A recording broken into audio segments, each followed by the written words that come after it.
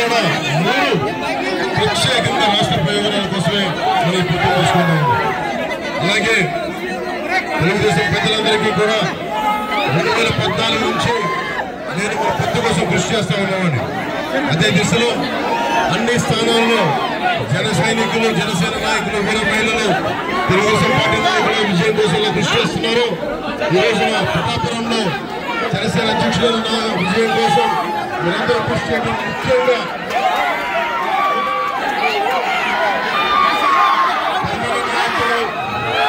వర్మ గారు అంతగా నిలబెట్టారు.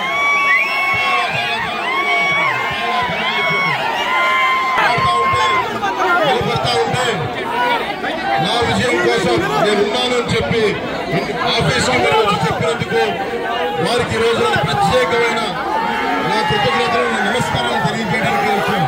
వర్మ గారు వెన్నంటే ఉంటాం. వర్మ గారి నాయకత్వాన్ని మరే మరింత బలోపేతం చేస్తాం. వారు రాష్ట్ర స్థాయిలో మంచి బలమైన స్థానంలో ఉండాలని కృషి చేస్తాం.